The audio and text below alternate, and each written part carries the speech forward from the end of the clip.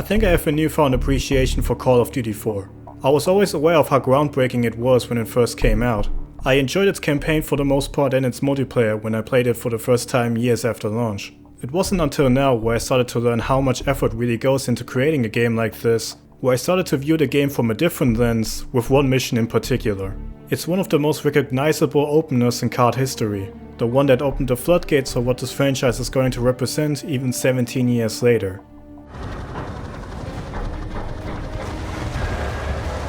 Crew Expendable from a gameplay standpoint is pretty simple. There's not really much the game asks you to do right out of the gate.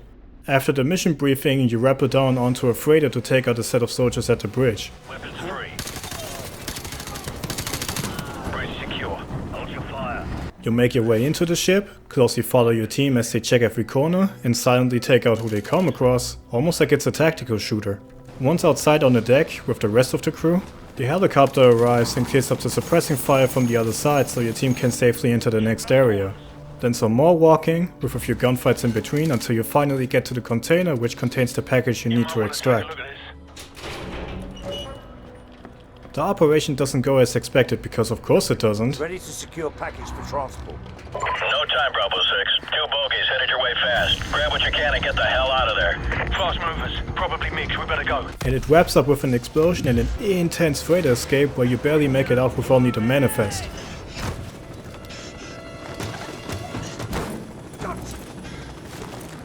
We're all aboard! Go! And it all ends in about 8 minutes. 8 minutes that define the franchise. Cause this is damn near every stealth mission in CoD history. Seriously. The inconspicuous entrance, the middle part where you find whatever object you're supposed to find, then try to escape with, but holy shit, they found us. And now they, or we, are blowing this whole place up.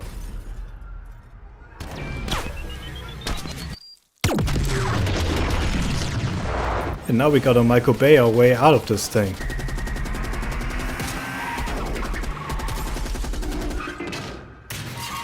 But I'm not even bringing this up as a negative. Now today this doesn't blow us away.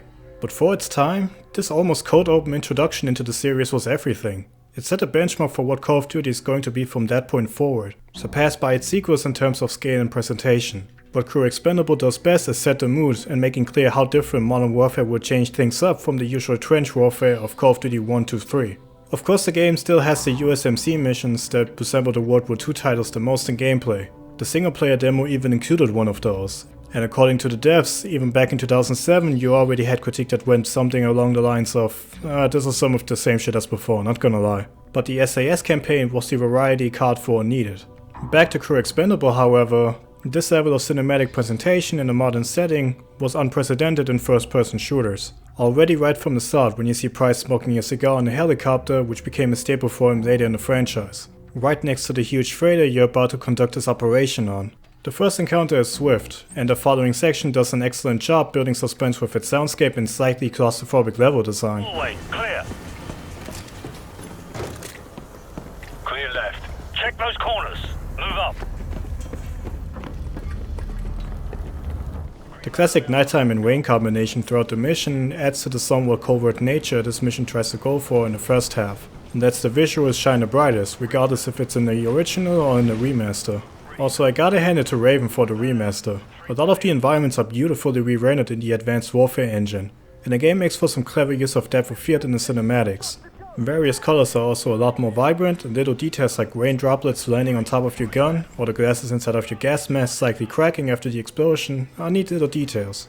Even if it totally messes this up once you increase your FOV.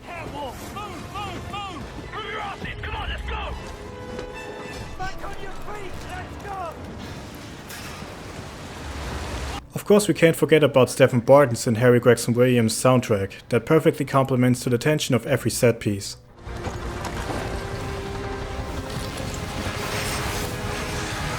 To the right! To the right! We're running out of time. Come on, let's go. Keep moving! Where the hell is it? There was a lot that went into this mission alone. Crew Expendable was 2 years in the making, and one of the last things they finished up before CoD 4 went gold, and it went through many iterations. According to the original script, this was intended to be the last mission and not the first, if we exclude the tutorial. And originally it was the very last level of that script, so it was going to have a speedboat chase and a showdown on the beach, and Al-Assad, who is sort of a secondary villain in this shipping game, he was actually originally the main bad guy. Yeah, actually, this cargo ship actually played a pretty small role in the grand scheme of things. It was in a harbor, it wasn't even in the middle of the ocean like it is now. The part that starts off with your team rappelling down and landing at the bridge, which ends in about 5 seconds, took a whole day of motion capture work to get it right. The part where the sleeping soldiers were taken out was already considered a touchy subject in development, which is interesting considering what lines they would try to overstep only 2 years later. The helicopter that clears up the pathway for you was initially planned to be shut down at some point, but it wouldn't have made the SAS look as cool. An early campaign draft went through a sort of gauntlet in development where a lot of missions got cut out. This and Death from Above, the AC-130 mission, were among the few that remained. The ending escape took a lot of sleepless nights to get it finished and was considered too complicated at some point. Crazy to think that set pieces like this now come as expected as a reload button. The mission also pays tribute to the Alien franchise, which might be obvious if you've seen them. The mission title Crew Expendable is the clearest reference, but there are also a couple of lines almost ripped one-to-one from the series. I'd like to keep this handy for close encounters. I like to keep this for close encounters. Check those corners. Check those corners. Check those corners. Move. Check those corners. But stay frosty. Stay frosty.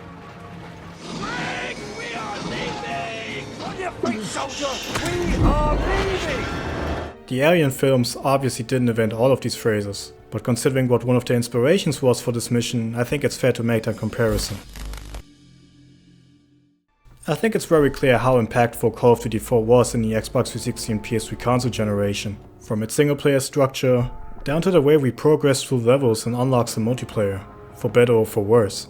But as I learn more and more into how much work and thought goes into designing games like this really goes, and how many years have already passed since the original in 2007, it's wild to see how much of its DNA is still present to this day without it feeling stagnant to most people.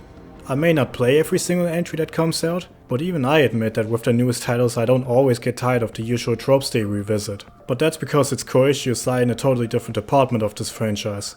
We may have gotten a half-assed campaign last year, but hey, maybe Treyarch comes to the rescue. 4 years in the making, just a few more months. My final message of this video is, I just wanted to find an excuse to obsessively ramble about Crew Expendable for a bit. CoD 4 is great. Revisit it sometime.